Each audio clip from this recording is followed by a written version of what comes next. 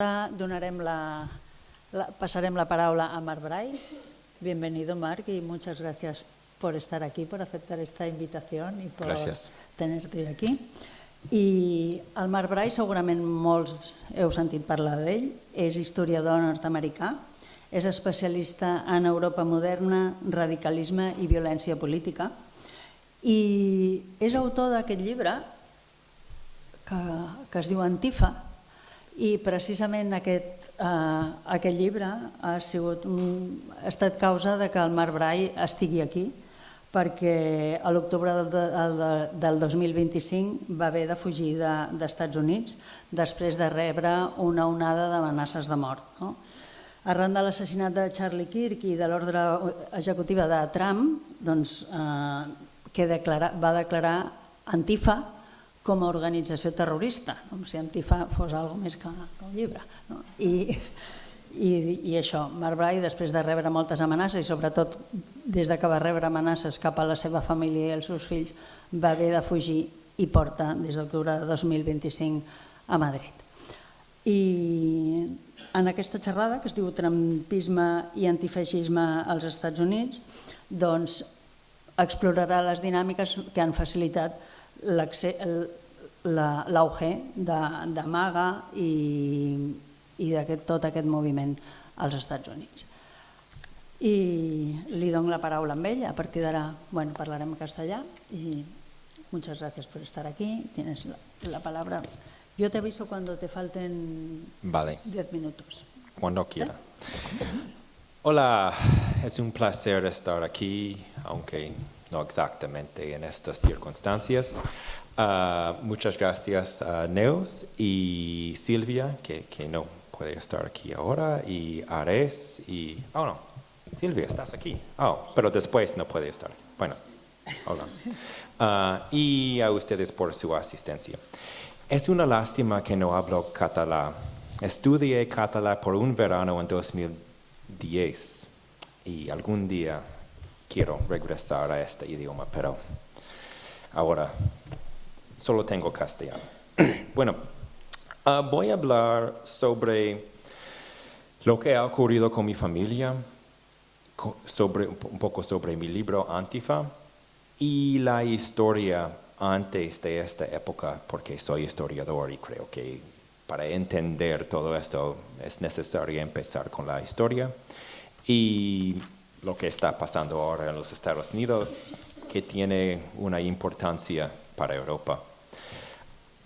Para entender la historia de los Estados Unidos, vale la pena empezar con la historia afroamericana y el papel de racismo, supremacía blanco y un racismo antinegro.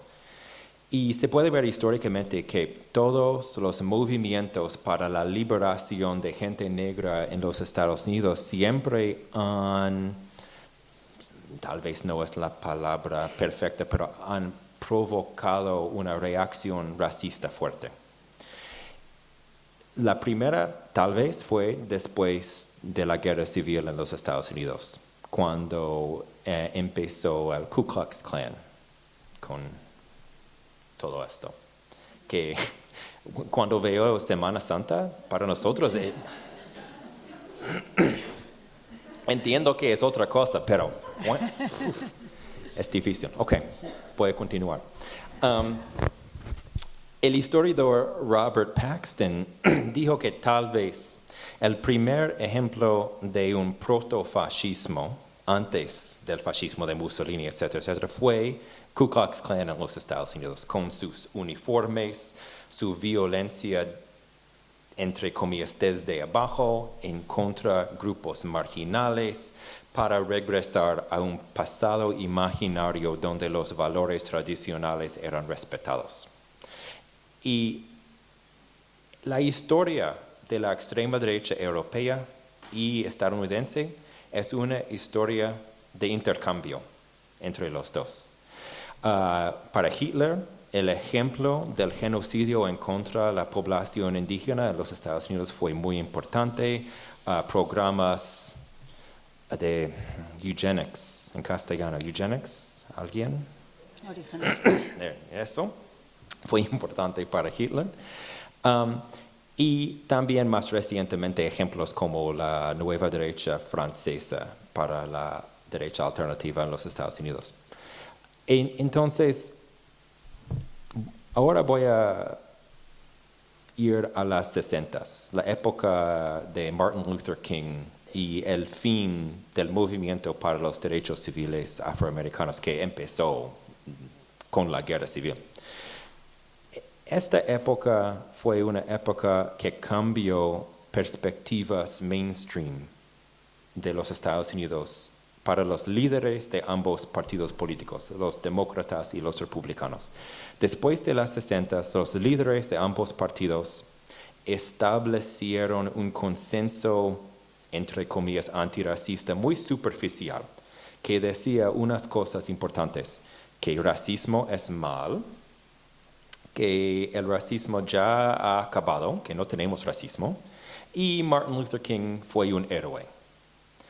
Y este consenso continuó hasta más o menos la presidencia de Barack Obama.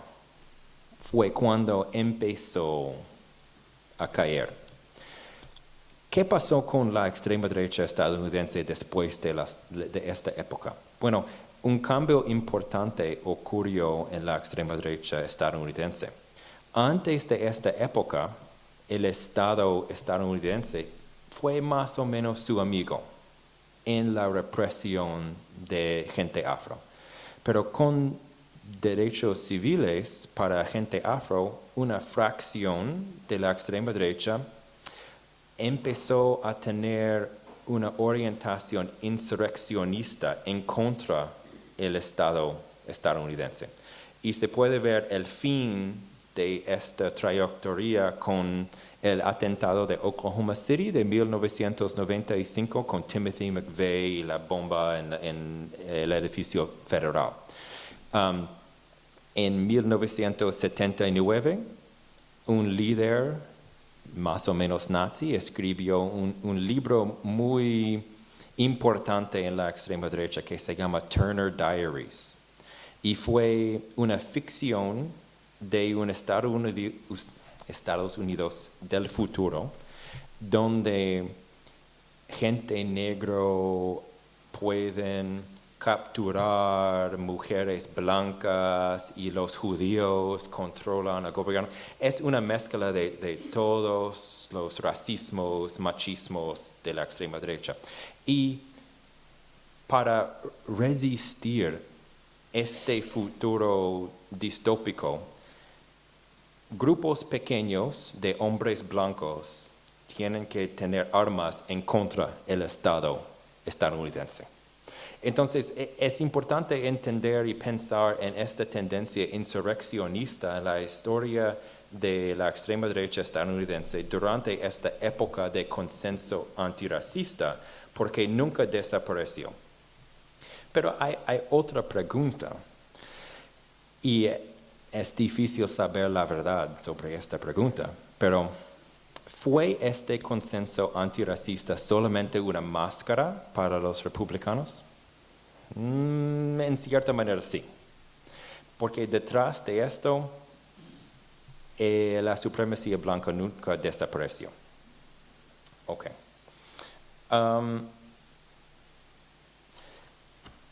La Guerra Fría fue importante en esta historia por varias razones, pero una fue que limitó esta tendencia insurreccionista porque aunque el Estado estadounidense no fue el amigo del racista como fue antes de las 60, fue amigo en la lucha contra el comunismo.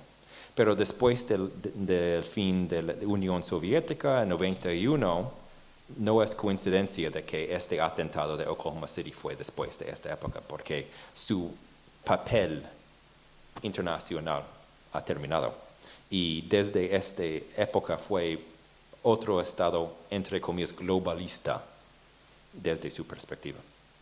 Pero también durante esta época, y especialmente cuando empezó Obama, en la Casa Blanca fue cuando el movimiento de milicias de la extrema derecha explotó, de grupos especialmente en estados rurales, de cientos de hombres principalmente, pero no exclusivamente blancos, con armas preparando para una guerra más o menos como escribió el autor de Eternal Diaries. Con Obama, este consenso empezó a caer. Y la reacción tenía muchos aspectos, pero uno fue el movimiento birther, diciendo que realmente Obama no nació en los Estados Unidos.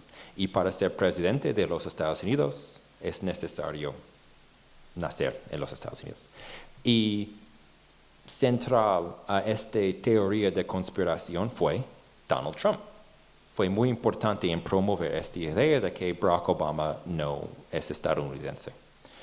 También fue el origen del movimiento Tea Party. ¿Recuerdan este movimiento Tea Party? Inicialmente no se llamó Tea Party, se llamó Teabaggers. Pero este tiene una asociación con algo sexual, pero inicial no sabían, entonces cambiaron el nombre a Tea Party. Entonces, Tea Party fue una reacción en contra del Estado grande, tenía mucha influencia en la teoría de conspiración de un Estado profundo, que es muy fuerte en los Estados Unidos. Y bueno, es como una tangent, pero el programa X-Files con los extraterrestres, para mí fue muy importante en los Estados Unidos promover esta idea de que detrás de todo hay un hombre con un cigarrillo que puede controlar todo. Entonces, en este contexto, Tea Party fue una reacción a esto, pero en nombre de derechos universales. Entonces, un argumento que voy a hacer en esta presentación es que la extrema derecha, al menos en los Estados Unidos, usualmente presenta sus argumentos en los términos de derechos liberales, universales, pero detrás de eso es todo una mentira. Entonces, para Tea Party, originó en el contexto de Obama. No les gustaba de que fue un hombre afroamericano, de que, y siempre decían Barack Hussein Obama, manera de hablar, de usar islamofobia, pero no decían, oh, no podemos tener presidente afroamericano, decían otras cosas, porque este consenso antirracista todavía existía al menos en un sentido. Mucho ha cambiado desde Tea Party hasta MAGA. Y el nivel de racismo abierto ha cambiado durante esta época. ¿Qué pasó? Bueno, yo recuerdo una experiencia en una clase doctoral en 2010 en mi universidad. Estuvimos en una clase de historiadores hablando sobre la historia de movimientos sociales en las 60s en varios países, y mi amiga me dijo algo como, bueno, todo esto es del pasado, no tenemos nada de esto hoy día. Yo era activista, había participado en los movimientos en contra de las guerras en Irak y Afganistán, y yo decía, no, todavía vamos a protestar, pero es obvio que durante esta época en los Estados Unidos la protesta era algo del pasado. Todo empezó a cambiar con Occupy Wall Street, nuestro 15M. Yo participaba en Occupy Wall Street en Nueva York, participé en el grupo de prensa hablando con los periodistas sobre nuestra política, etcétera, etcétera. Pero después de esta época, la protesta regresó a la sociedad, especialmente con el movimiento Black Lives Matter, que Bueno, en un sentido formal, probablemente empezó con el asesinato de Michael Brown en Ferguson en 2014, pero antes había otro incidente con un joven afro que se llamaba Trayvon Martin en Florida, etcétera, etcétera. Pero durante esta época, Black Lives Matter fue el movimiento popular en los Estados Unidos más importante que habíamos tenido desde las 60. Y fue tan poderoso que alguien como Hillary Clinton, el candidato para presidente en 2016 para el Partido Demócrata, tenía que decir que todavía tenemos problema de racismo y racismo estructural en nuestras instituciones, que no ha desaparecido. Entonces, a un lado, los demócratas más y más empezaron a decir que el racismo todavía es problema, tenemos que hacer algo. Y a otro lado, ¿qué decían los republicanos? Más y más con MAGA empezaron a decir 2 o 3 cosas en contradicciones por ejemplo, no, el racismo no existe. O sí existe, pero sus víctimas son gente blanca. O existe, pero es bueno. 3 cosas completamente diferentes que surgieron desde distintos puntos en el mundo de la extrema derecha. Entonces, esta década, desde 2011 hasta 2020, fue una década de resistencia progresista en los Estados Unidos. Occupy Wall Street, Black Lives Matter, movimientos para liberación de gente LGBTQ, Queer Trans Liberation, resistencia de la construcción de oil pipelines, de como a veces cuando hago presentaciones en castellano, me encuentro en una palabra que no puedo recordar. Gas pipelines para transportar petróleo. Gracias. Y el feminismo, movimiento de Me Too, hablando sobre abuso. Y fue durante esta época cuando empezó los términos como cancel culture, que, bueno, en mi opinión fue, bueno, soy historiador, voy a parar un poco y hablar sobre este término porque me interesa mucho. Yo creo que todas las culturas en todos los países por siempre han sido culturas de cancelación, pero la pregunta es, ¿quién está cancelado y cuáles son los tabús de la sociedad? Todas las sociedades tienen tabús. Algunos buenos, algunos malos, algunos en una zona entre los dos. Lo que cambió en los Estados Unidos fue que de repente hombres blancos poderosos fueron las víctimas de esta cultura, en respuesta a movimientos feministas, antirracistas, etcétera, etcétera. Fue la época de la palabra woke que ha llegado aquí, ¿no?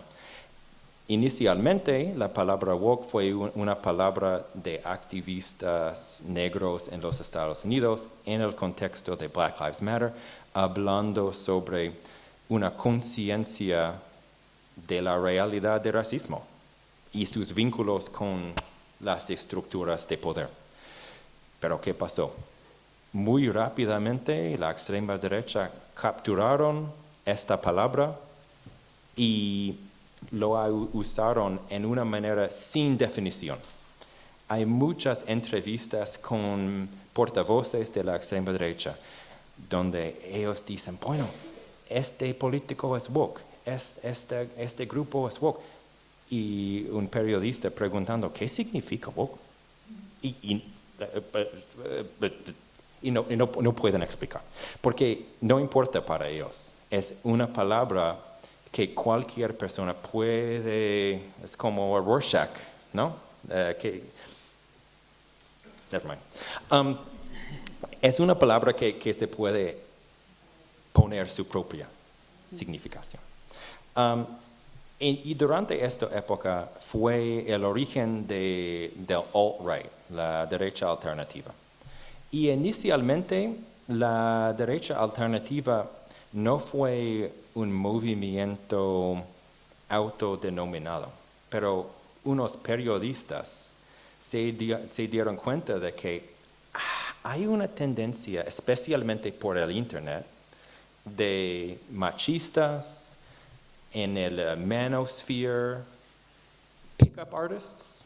Entonces había como un mundo de hombres escribiendo cosas sobre cómo se puede capturar la atención de una mujer a través de mentiras y abuso y cosas así.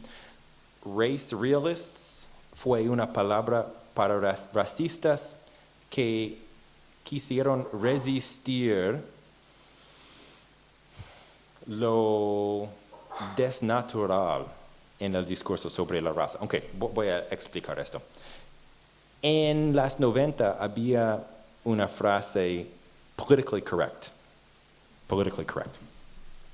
Y más fue una palabra para una mentira woke.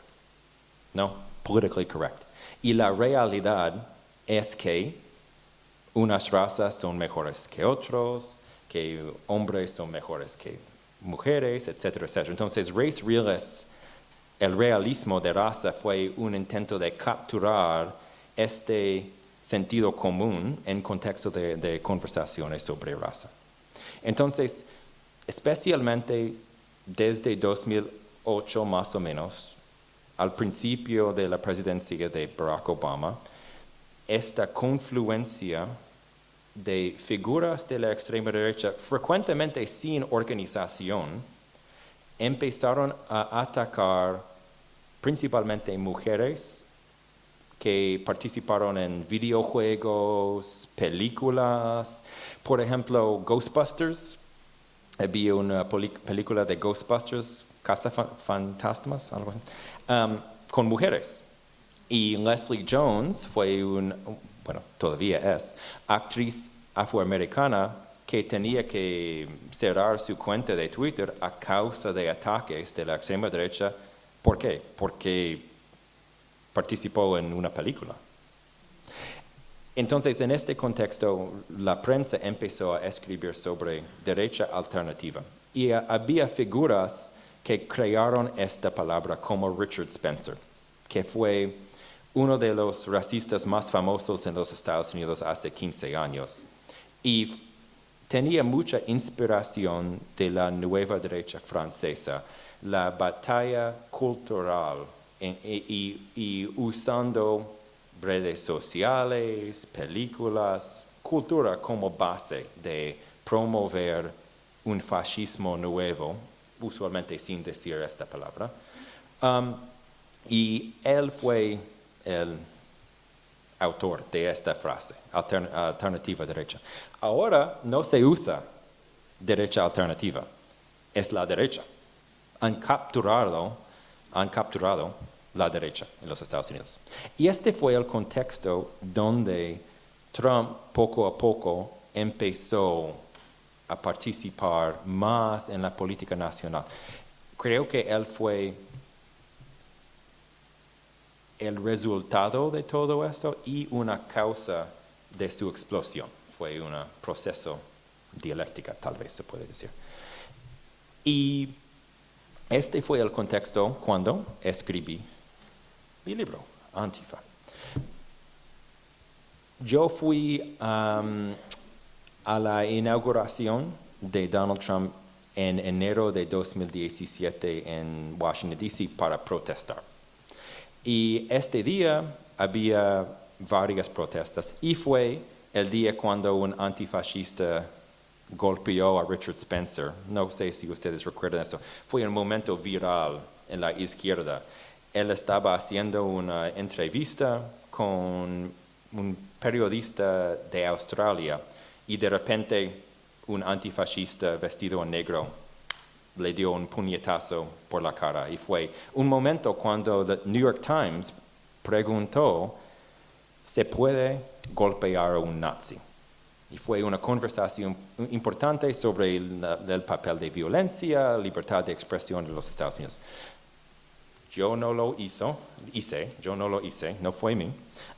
Pero estuve en Washington, D.C. este día y decidí poco después de escribir este libro porque muchos de los grupos resistiendo la extrema derecha empezaron a usar un término de origen alemán de Antifa. No fue el origen de antifascismo en los Estados Unidos, obviamente. Hemos tenido resistencia antifascista. Bueno, si queremos estar de acuerdo con Paxton, de que los primeros grupos protofascistas eran Ku Klux Klan, se puede decir que el primer proto-antifascismo fue la resistencia negra en contra Ku Klux Klan, pero en un sentido más oficial, en comunidades italianos, alemanes, judíos en los Estados Unidos. Desde el principio había resistencia al fascismo y también obviamente los antifascistas de la brigada Abraham Lincoln que llegaron acá para resistir Franco. Pero es interesante porque cuando regresaron a los Estados Unidos no eran héroes en los Estados Unidos. Fue la época de McCarthyism, de Red Scares, de represión en contra de la izquierda. Entonces muchos de ellos no podían obtener trabajo, fue muy difícil para ellos. Hay un historiador ahora en Princeton University que ha escrito un libro buenísimo, en inglés se llama Everything is Possible. Y su argumento que ha cambiado mi mente es que la izquierda, como pensamos ahora, es algo internacional, es enorme, tiene millones de personas de muchos países, es algo enorme. Este concepto de la izquierda empezó, él dice, durante las 30, durante la época de antifascismo de masas, poco después del régimen de Hitler, de 33. Y de antes de esta época, el uso de la palabra izquierda fue limitado a grupos de políticos en países específicos, como España, por ejemplo. Y antes de 34, nadie hablaba sobre la izquierda como una fuerza enorme internacional de millones de personas. Y el revés o el opuesto de esto es que si la izquierda inicialmente fue antifascismo, la derecha inicialmente fue fascismo. Y en los Estados Unidos, después de la guerra, el término antifascismo fue algo de la izquierda, algo comunista. Entonces, obviamente, los Estados Unidos participaba en la guerra en contra de los nazis, ganamos, los otros países no hicieron nada, fue solo nosotros, los Estados Unidos, que vencieron en contra de los nazis. Pero después de esta época, también no hablaba sobre la derecha ni la izquierda. Hablaron sobre liberales y conservadores. ¿Por qué? Porque en esta época la izquierda fue antifascismo, comunismo, extremista, y la derecha más con asociaciones con la extrema derecha. Entonces, en los Estados Unidos no tenemos una tradición de hablar sobre antifascismo con la excepción de la izquierda radical. Entonces, durante la 60, durante la época de Malcolm X y las Panteras Negras, ellos empezaron de nuevo de hablar sobre antifascismo porque dijeron que la policía en sus barrios eran fascistas y su forma de atacar gente negra fue una forma de fascismo. Entonces organizaron conferencias antifascistas con grupos de todas las razas, etcétera, etcétera, explícitamente como iniciativa antifascista. Poco después de esta época empezaron al fin de los 80 la organización Anti-Racist Action, de inspiración inglés, porque en Inglaterra había Anti-Fascist Action, pero en el contexto de los Estados Unidos decidieron de que la retórica de antirracismo tenía más fuerza y fue inicialmente skinheads antirracistas que organizaron Anti-Racist Action. ¿Y dónde empezó? Minneapolis. Entonces hay conexiones ahí. Y uno de los fundadores de Anti-Racist Action fue un skinhead antirracista que se llamaba Kieran. Todavía vive en Minneapolis, es amigo mío, y es presidente de un sindicato allí y fue muy importante en la huelga general de enero.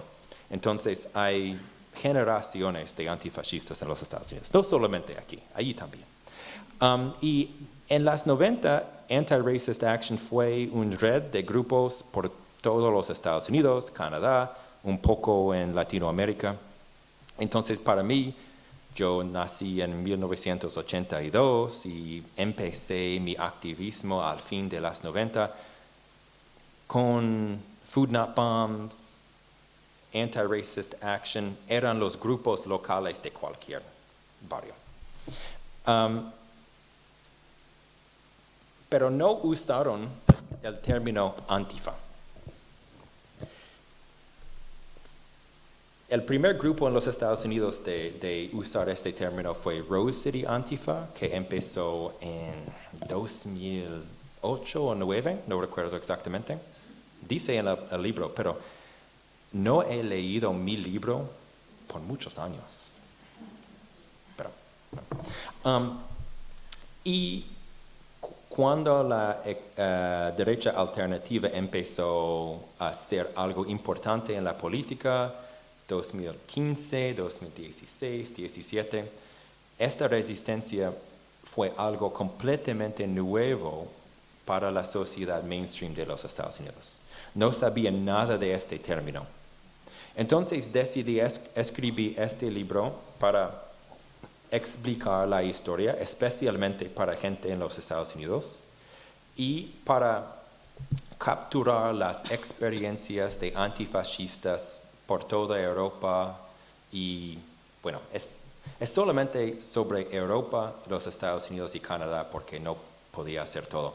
Pero hablé con más de 60 antifascistas en 17 países sobre sus experiencias y el objetivo fue capturar estas experiencias y presentarles a antifascistas, especialmente antifascistas jóvenes en los Estados Unidos, y explicar la política de antifascismo militante, que, bueno, se puede decir que desde el principio había una forma de antifascismo militante, pero como tendencia específica creo que surgió después de la Segunda Guerra Mundial en países como Inglaterra, Alemania, etcétera, etcétera, donde la respuesta de los partidos socialistas y comunistas fue usar el Estado para resistir cualquier intento de regresar a nazismo o a fascismo.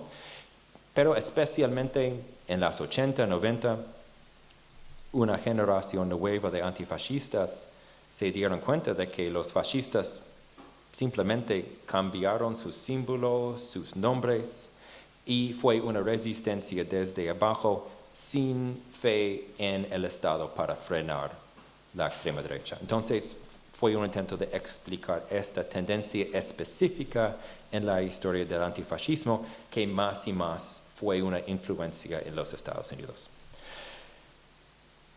Mi libro fue publicado días después de una manifestación muy importante en los Estados Unidos en agosto de 2017 que se llamaba Unite the Right o Unir la Derecha, que fue un intento de todos los grupos de la extrema derecha de crear su propia presencia, especialmente presencia por la calle.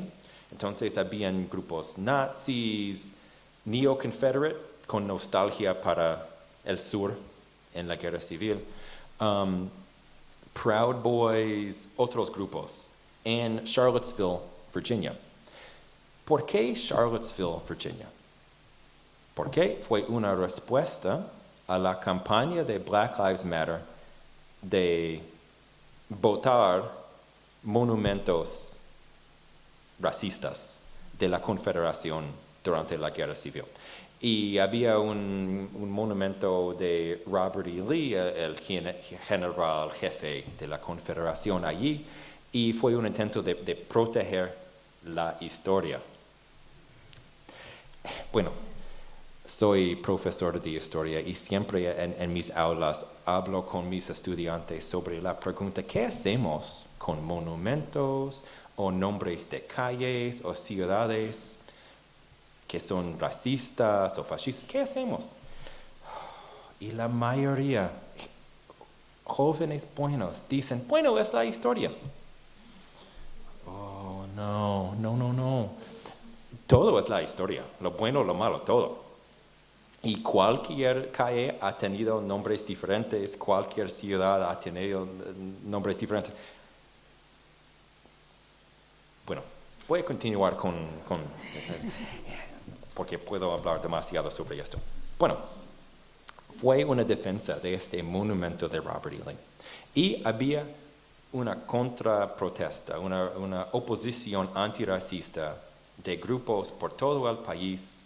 Tengo unos amigos que fueron. Yo estuve pensando en ir, pero yo sabía que mi libro va a salir pronto y yo vivía durante esta época en New Hampshire, que es cerca de la frontera con Canadá, es muy lejos y decidí no ir. Entonces, fue un conflicto fuerte entre los grupos. La noche antes había un grupo de racistas con antorchas marchando diciendo Jews will not replace us, los judíos no van a nos reemplazar, que es una referencia explícita de la teoría del gran reemplazo. Y es interesante porque hablé con un profesor de Bélgica y me explicó que en Europa, al menos oficialmente, esta teoría de origen francés no es explícitamente antisemita, pero en los Estados Unidos siempre es antisemita, de que los judíos son los jefes de este proyecto de reemplazar gente blanca. Y Turner Diaries, hay ejemplos de esta teoría antes de su origen inicial. Entonces, una reacción, una manifestación antirracista, y el momento más famoso fue cuando un fascista conduciendo su coche mató a un antifascista que se llamaba Heather Heyer. Pero si ves las fotos o los videos, intentó matar un montón de gente.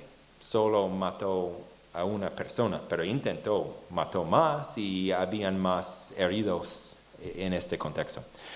¿Y qué dijo Donald Trump?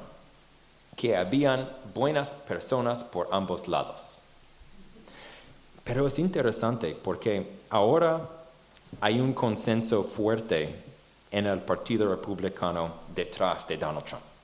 Pero por 5 minutos habían republicanos diciendo que son nazis. No somos nazis, no queremos nazis.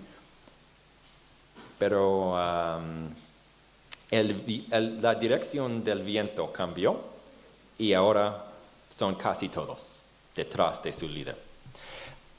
Mi libro fue publicado días después. Fue más o menos el único libro en inglés sobre este tema, entonces hablé con todo el mundo sobre antifascismo y recibí amenazas, algunas de muerte. Yo soy judío, algunos antisemitas. El presidente de mi universidad fue Dartmouth College durante esta época. Públicamente me denunció de que soy en favor de violencia. Pero no fue una reacción igual que 2025, principalmente porque yo vivía en un apartamento y es muy difícil buscar la dirección de alguien que tenga un apartamento. Es mucho más fácil buscar la dirección de alguien que tiene una casa. Y en 2025, mi pareja y yo, también ella es historiadora, tenemos una casa en un pueblo pequeño cerca de nuestra universidad y fue más o menos fácil buscarlo. Y hubiera sido posible hacer cosas para esconder nuestra dirección, pero después de 2019 no tenía miedo. ¿Por qué? Voy a explicar. En los años después de Unite the Right, años después de 2017, la campaña de la extrema derecha de ganar la batalla por la calle fue un fracaso. ¿Por qué? Principalmente a causa de doxing, que es un término para publicar la información privada de alguien, en este contexto, los líderes nazis, etcétera, etcétera. ¿Por qué? Porque antes hablé sobre esta manifestación con antorchas, the Jews will not replace us. Estos racistas no tenían cubrebocas o máscaras, o ¿qué dicen ustedes? Capuchas. No estaban encapuchados. ¿Sí? Ok, all right. La próxima vez voy a decir eso. Entonces fue muy fácil de buscar sus identidades, publicar quién eran, y cuando regresaron a su casa en Cleveland o Boise, fueron despedidos de sus trabajos o de sus universidades, o sus padres dijeron cosas públicamente que no estamos en favor. Habían repercusiones fuertes de la sociedad a causa de su racismo. Entonces, el año siguiente, en 2018, había otro intento de Unite the Right 2. Pero casi nadie vino porque no querían ser identificados públicamente como racista. Entonces fue principalmente a causa, no exactamente a causa de grupos antifa, sino más a causa de la respuesta de la sociedad diciendo que los racistas no son bienvenidos en nuestros barrios. Y después de 2019, más o menos, las manifestaciones fascistas por la calle desaparecieron, con unas excepciones. Y, por ejemplo, durante la pandemia de 2020, muchos fascistas cambiaron su táctica. Empezaron a llevar gorras rojas y ir a manifestaciones republicanas en contra de las vacunas, en contra de las leyes sobre las máscaras, etcétera, etcétera. Y empezaron a situarse adentro del movimiento republicano. Y tenían más un enfoque sobre las redes sociales. Y yo tenía, mi primer hijo nació en 2018, conseguí otro trabajo en New Jersey y empecé a vivir mi vida tranquilamente. Empecé a escribir un libro sobre estafas. Tal vez en 4 años puedo regresar a presentar este libro que honestamente me interesa más que este tema, pero no pasa nada. Y estuve viviendo sin nada, sin amenazas, sin entrevistas sobre antifascismo, pero todo cambió principalmente con el asesinato de Charlie Kirk en septiembre. Y antes de saber quién lo hizo, Trump empezó a decir que es la culpa de la izquierda sin prueba. Y Tyler Robinson, el hombre que mató a Charlie Kirk, no es de la izquierda ni realmente de la derecha. Es alguien que jugaba muchos videojuegos y no sé. Pero fue una oportunidad para MAGA de atacar la izquierda. Y días después, Trump hizo su orden ejecutivo diciendo que Antifa es un grupo terrorista, aunque ni es grupo ni terrorista. No fue la primera vez que decía Trump eso.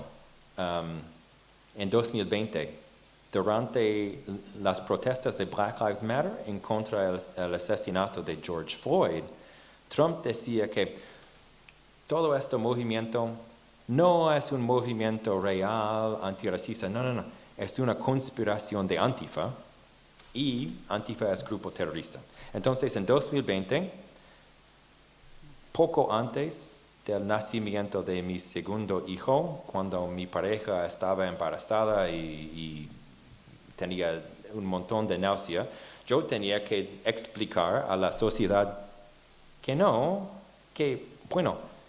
hay muchos grupos antifas que son pequeños y es un movimiento real en contra del racismo y no tiene nada que ver con grupos antifas. Pero fue como una posibilidad en la mente de la extrema derecha de usar terrorismo como una forma de atacar la izquierda, y en los Estados Unidos Antifa tiene una asociación con jóvenes vestidos en negro, principalmente blanco. No es necesariamente la verdad, pero esta percepción existe de que son principalmente blancos en negro haciendo violencia. Entonces es muy útil para Trump y sus amigos de usar esta palabra, y poco después del orden ejecutivo, el Departamento del Interior escribió un comunicado, no sobre Antifa, pero sobre los alineados a Antifa. Fue una expansión enorme del término, desde Antifa a alineado a Antifa. Y este término se puede usar para cualquier persona de la izquierda, o grupo, o sea. Y esto fue el contexto cuando unos influencers de la extrema derecha empezaron a atacarme, incluyendo Milo Yiannopoulos de Inglaterra, que fue, creo que el origen de su fama fue atacando a Leslie Jones por su papel en Ghostbusters hace 10 años, y otras figuras que son amigos de Donald Trump empezaron a atacarme. Y la organización de Charlie Kirk, Turning Point USA, el grupo local de mi universidad escribió una petición para despedirme de mi trabajo a causa de mi libro. Y esto fue, las amenazas empezaron a incluir mi dirección personal. Y en un país con un montón de armas es muy peligroso. Y alguien escribió mi dirección públicamente por X. Es interesante para mí entender este mundo de la extrema derecha, porque ha cambiado mucho el fascismo y sus relaciones con la violencia. Hace 100 años, las camisas negras de Mussolini era un grupo formal con vínculos abiertos con el partido y atacaron la izquierda. Ahora, al menos en los Estados Unidos, donde tenemos una tradición liberal, no están haciendo esto. Los líderes del partido, en inglés se llama stochastic terrorism, y no tengo ni idea cómo traducir esto, pero después de la charla lo puedo escribir en inglés y puedes buscar. Pero es una forma de terrorismo, entre comillas, donde el líder del grupo identifica un grupo o una figura como enemigo, y no a un nivel oficial, pero semioficial, otra persona lo ataca. Entonces, en este contexto, Trump dice, Antifa es el enemigo. Nunca he sido integrante de un grupo antifascista, soy activista, he participado en muchos movimientos, con la excepción de antifascismo. Nunca, no porque estoy en contra de eso, obviamente, pero donde yo había vivido no había una lucha antifascista. Pero soy la persona más famosa en los Estados Unidos explícitamente identificado con esta palabra porque está aquí, en la cubierta de mi libro. Y bueno, soy profesor y para mí un elemento importante en mi trabajo es saber si mis estudiantes han leído sus libros. Y fue obvio que la extrema derecha no leía mi libro, con la excepción de la introducción, porque todas sus referencias son sobre la introducción. Entonces, bueno, a causa de eso me atacaron. Y los influencers que me atacaron no tienen vínculos oficiales con el presidente, ni con Turning Point USA, ni con los trolls que me escriben mensajes, ni con una figura que tal vez existe, tal vez no, que quiere matarme. Es descentralizado, no es oficial, pero funciona fuertemente en contra de profesores, periodistas, políticos, cualquier enemigo, y los líderes del partido pueden decir, bueno, no sé nada de eso. Es importante entender estas conexiones. Entonces, voy a terminar y quiero escuchar sus preguntas.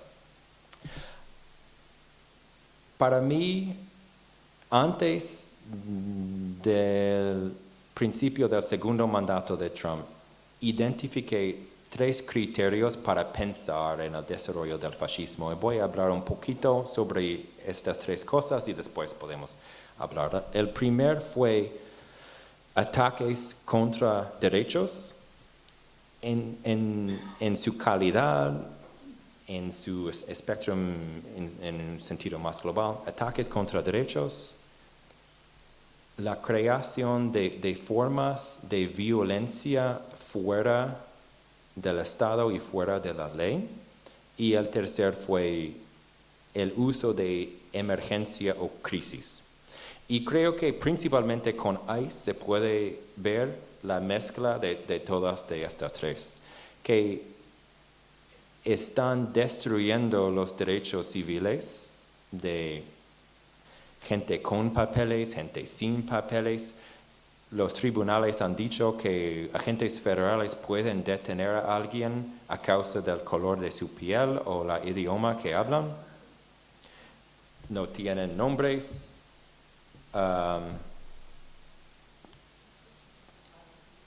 Encapuchados. Voy a practicar antes de la próxima. Y no es una organización fuera del Estado, pero funciona más y más como si fuera. Y todos los problemas de Trump son emergencias y inmigración es, entre comillas, una invasión. Entonces, para mí, no hemos llegado a una situación donde tenemos un Estado explícitamente, completamente autoritario. Tal vez más y más tenemos un autoritarismo competitivo como en Turquía, tal vez. Estamos en un punto entre el statu quo antes y fascismo. Y es difícil saber dónde vamos a llegar, pero la resistencia en Minneapolis, la creación de redes de apoyo mutuo y solidaridad entre migrantes, vecinos, obreros desde abajo, es la nueva forma de antifascismo en los Estados Unidos. Es poderoso y es una forma que está multiplicando por todo el país. Creo que voy a parar aquí y escuchar tus preguntas.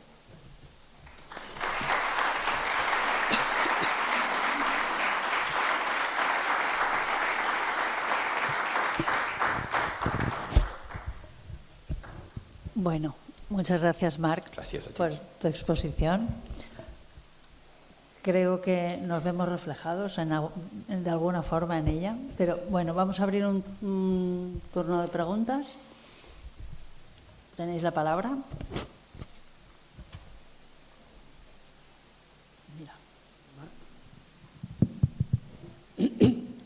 Hola, Marc, gracias por tus palabras. Gracias. Yo, una duda que me he estado durante todo este rato es, todos estos grupos antifascistas no, mejor dicho, los grupos fascistas, cómo es que aparte también hay tanto apoyo a Israel en Estados Unidos. Yeah. No todos los grupos fascistas apoyan a Israel, pero creo que lo clave es dos cosas: islamofobia y sionismo cristiano.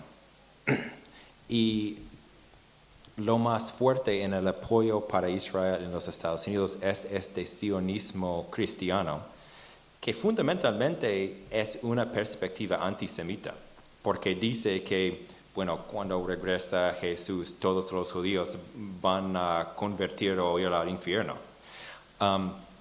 Entonces, bueno, creo que en todos los países, pero al menos en mi país, en la derecha hay sionistas antisemitas y antisionistas antisemitas. Y hay grupos fascistas a ambos lados. Más y más está cambiando al lado antisionista, antisemita, y la figura más importante en este cambio es Tucker Carlson, que más y más está diciendo, ¿por qué estamos apoyando a Israel? No somos los Estados Unidos de Israel, pero bajo de todo es un antisemitismo muy fuerte, pero depende en el grupo. ¿Más preguntas? Hola, mira, quería preguntar una cosa. Sobre los líderes de las tecnológicas, las grandes empresas tecnológicas, que tanto están apoyando, digamos, el trumpismo, si tienen o han tenido alguna relación en el auge de la extrema derecha o de alguna manera lo están favoreciendo. Sí, es interesante porque, bueno, voy a empezar con Trump. Trump era demócrata hace décadas y cambiaron, no sé exactamente, pero tal vez hace 20 años cambiaron partido. Y incluso Mark Zuckerberg no era de la derecha, era un poco liberal, centro-izquierda, y ha cambiado. Más y más hay todos los líderes de la tecnología son amigos de Trump. Para mí refleja unas cosas, que Trump quiere, con la extrema derecha en general, quiere destruir protecciones para obreros, para medio ambiente, etcétera, etcétera, y regulación, y comparten una visión de un futuro donde conocimiento es algo privado, una suscripción como Netflix, y no pensamos, pagamos para la verdad. Y entonces inteligencia artificial muestra esta en un contexto donde hay vigilancia, hay inteligencia artificial diciendo quién son los criminales. En los Estados Unidos hemos visto gente detenido a causa de inteligencia artificial, a veces equivocado. Entonces, sí, capitalismo, vigilancia, control, privatización.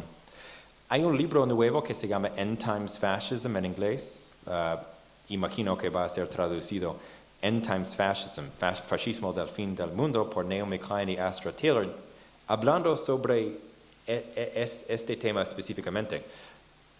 Ellas dicen que los líderes de tech, como Elon Musk, etcétera, etcétera, saben que están destruyendo el medio ambiente.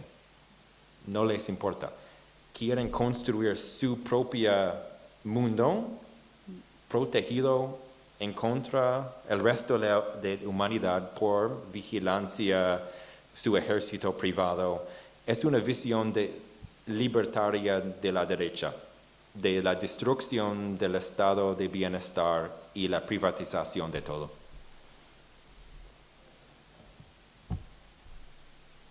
Y se puede ver en Palestina el futuro que quieren para el resto del mundo.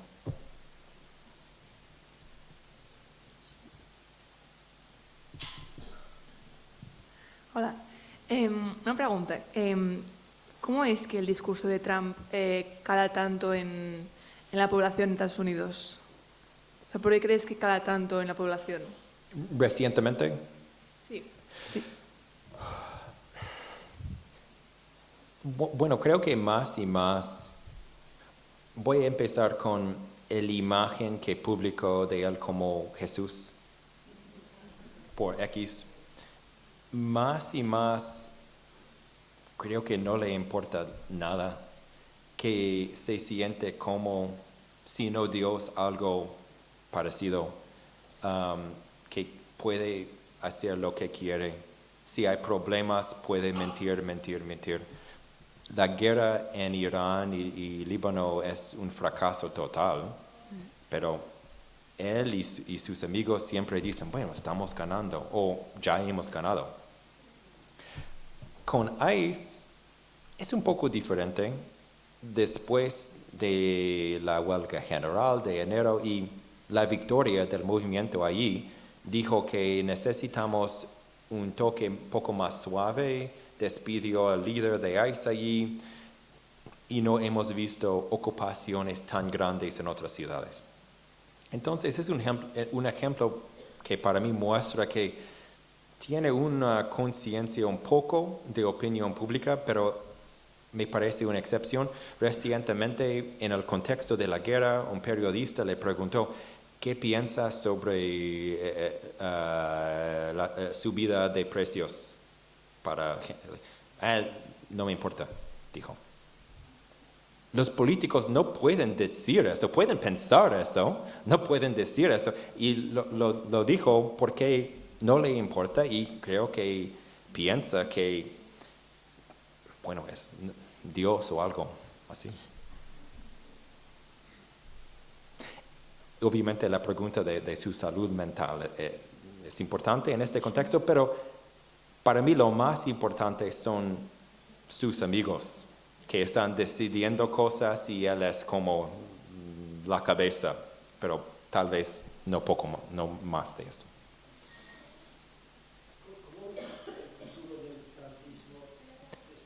El futuro del trumpismo después de Trump. Pero no, repite por favor la pregunta, porque como lo grabamos, si no solo se oye la respuesta. Pues, ¿cómo ves el trumpismo después de Trump? Yeah. Y luego, ¿y cómo ves el futuro del Partido Republicano cuando acabe Trump? Yeah. Es un paradojo porque el fascismo o la política autoritaria de la extrema derecha frecuentemente necesita figuras con carisma. Y para mí no tiene carisma, pero para mucha gente sí. Y es un personaje histórico muy raro y particular. Y para mí no hay nadie en el Partido Republicano igual que él. J.D. Vance, olvídate. Su hijo Donald Trump Jr., no. Entonces, después de él, no hay un paso obvio en este camino. Pero obviamente hemos visto que la política de la extrema derecha no desapareció después de Hitler o Franco o cualquier sea. Entonces, la base de MAGA es una rabia principalmente de gente blanca en contra de la inmigración, antirracismo, etcétera, etcétera. Eso no va a desaparecer. Entonces, MAGA para mí va a continuar. Tal vez justo después de Trump va a bajar un poco, pero tal vez en 5 años vamos a ver otra persona que no es tan famosa ahora que puede llegar a continuar. Entonces, no va a desaparecer el Partido Republicano. Bueno, ahora si tenemos elecciones reales va a perder generalmente, porque las acciones de Trump no tienen apoyo popular. Pero el Partido Demócrata, especialmente los líderes, no tengo fe en su capacidad de responder. Entonces, Trump es importante, pero el trumpismo va a continuar.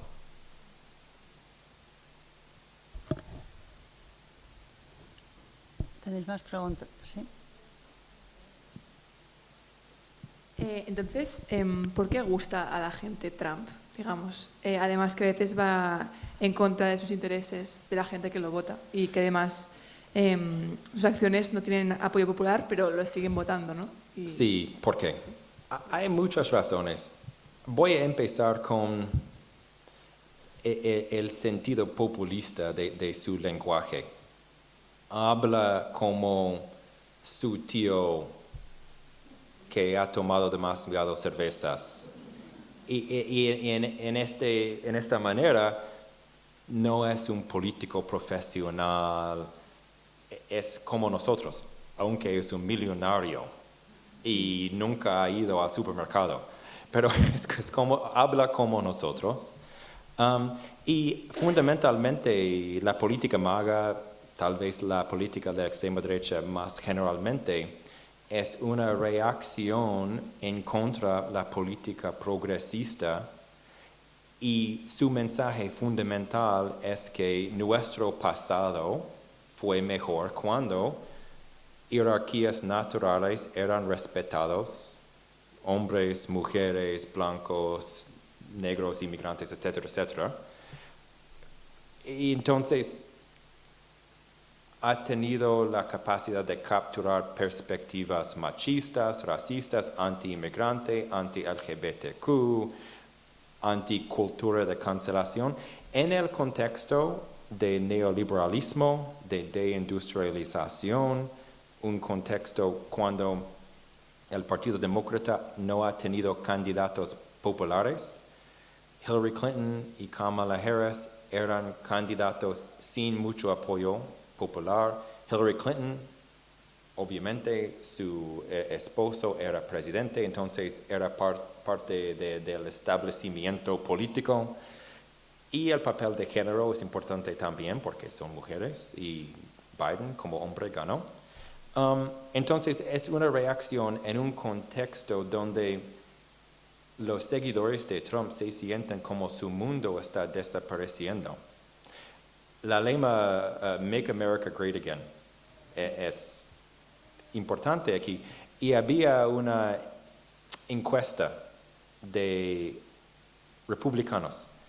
¿Cuándo fue la última vez cuando America was great? ¿Cuándo? Si queremos regresar a este pasado, ¿cuándo fue? Y sus respuestas siempre eran diferentes, pero principalmente su respuesta fue la época cuando eran adolescentes.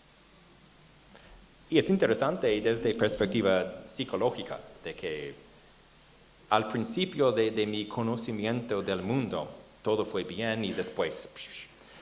Pero esta nostalgia a un pasado en términos racistas, machistas, etcétera, etcétera, es fundamentalmente eso. Y es hombre de negocios. Entonces mucha gente votaron, bueno, para apoyar la economía y ahora es un desastre.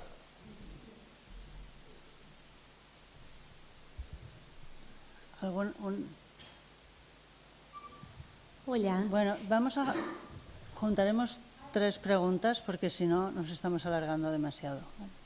Sí, di.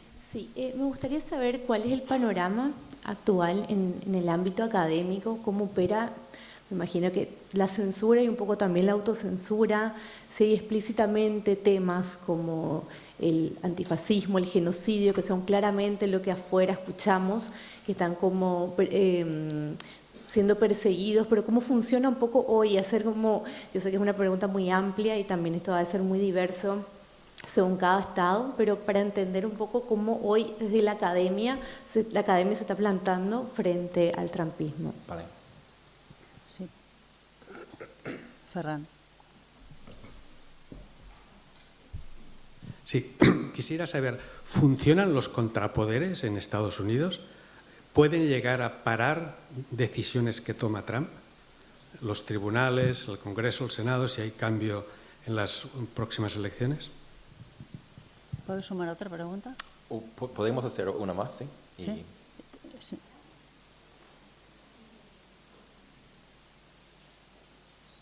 Sí, hola, buenas tardes, gracias. A nivel interno entiendo que hay diferencias entre cuando gobierna el Partido Republicano o el Demócrata, ¿no? Entiendo que algo se nota. Como dice Howard Zinn, ¿no?, en su libro La otra historia de Estados Unidos, la historia de Estados Unidos ha sido bastante dura para los pobres, los negros. siempre ha sido de unos poderes muy importantes. En cualquier gobierno, demócrata o republicano, por ejemplo en Cuba, llevan 60 años con distintos gobiernos de embargo y Clinton fue duro en el embargo también a Cuba. Aquí un ponente en esta sala, un periodista, Joan Roura, decía que quizá una de las suertes del mundo es que en algún momento China tenga más poder y que no son tan bélicos, ¿no?, como los americanos. Entonces, ¿hasta qué punto, desde un nivel interno, pero desde el nivel externo, hay algo intrínseco a Estados Unidos que solo puede cambiar si dejan de tener ese poder, que no sé si algún día pasará, y el imperialismo americano desaparece o baja bastante? Sí. Voy a empezar aquí. Sí, Trump está destruyendo el imperio estadounidense. No necesariamente completamente, pero décadas de la creación de poder suave y el proyecto estadounidense en el Medio Oeste con el petróleo ahora es un fracaso. Entonces, es bueno, pero el método de llegar aquí ahora hay mucha destrucción. Pero sí, históricamente tal vez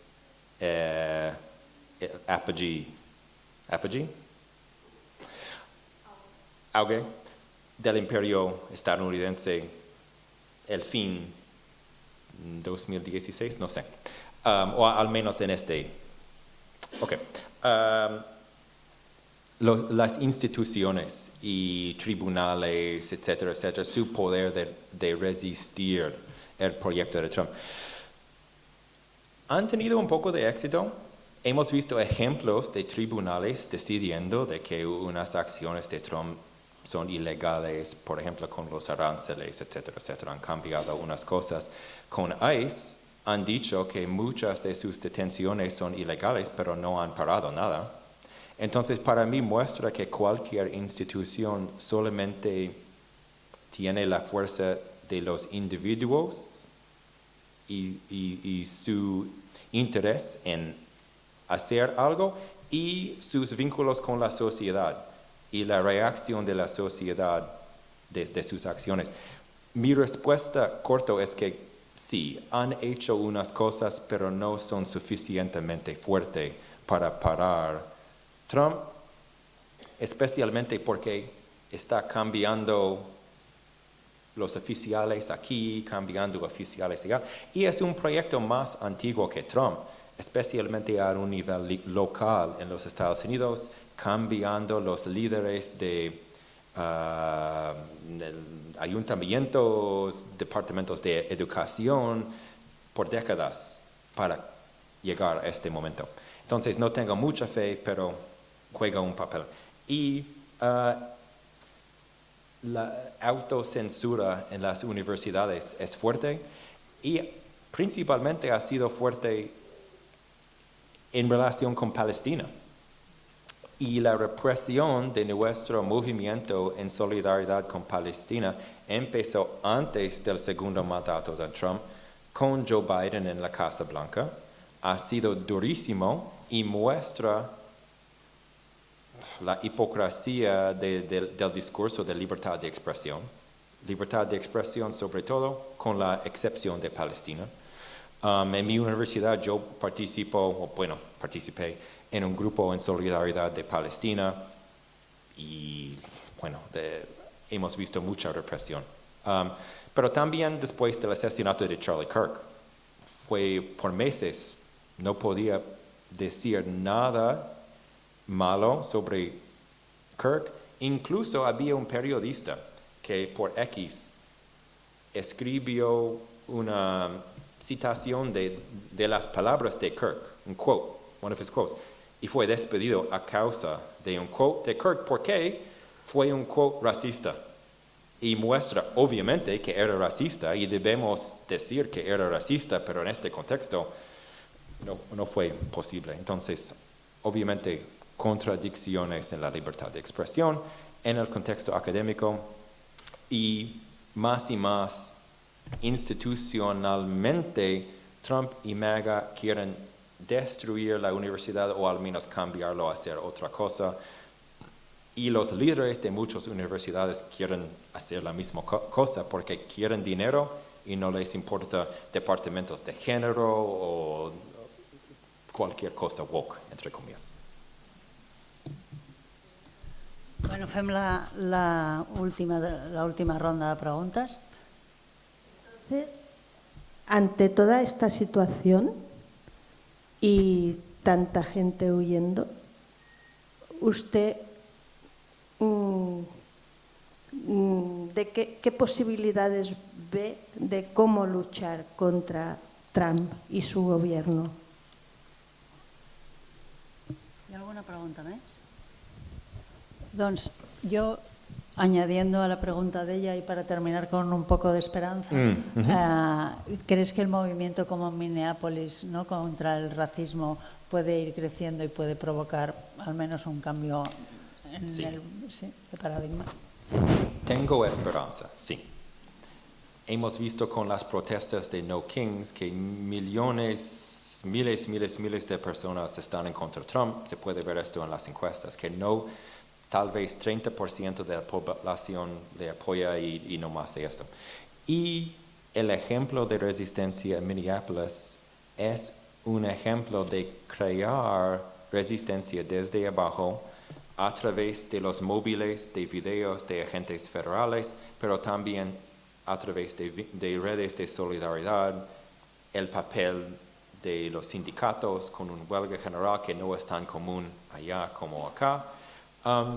Y es un ejemplo que más y más grupos por todo el país están imitando, creando su propia versión. Y hemos hablado sobre las instituciones. Y si no tenemos tanta fe en las instituciones, la resistencia tiene que venir desde abajo. Y es muy interesante para mí porque durante esta época de 2017 habían discusiones en la izquierda sobre preguntas de violencia, autodefensa, etcétera, etcétera. En los Estados Unidos ahora no existen. ¿Por qué?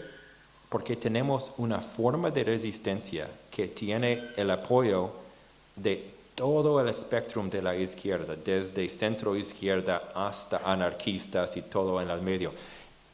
Hemos visto ejemplos donde agentes federales atacan con gas y los agentes insurreccionarios mostraron a sus vecinos cómo responder a gas y qué hacemos. Entonces es una convergencia estratégica y un poco ideológico sobre apoyo mutuo, solidaridad, resistencia desde los sindicatos, desde los barrios, que me da mucha esperanza y espero que después de todo esto puede ser un origen de un movimiento más fuerte en el país.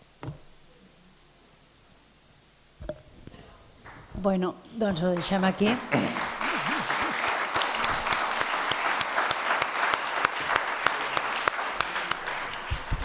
Muchísimas gracias, Marc, otra vez. I a tots vosaltres també moltes gràcies per estar aquí i us esperem al curs d'estiu, que teniu tots el programa, que serà el 2 de juliol, però abans tindrem una xerrada sobre el conflicte de Sudan, que és un conflicte per tots molt desconegut i que cal parlar-ne, que serà una conferència de l'Ivan Navarro, no me'n recordo del dia, Ares. El 3 de juny a la Casa de Cultura.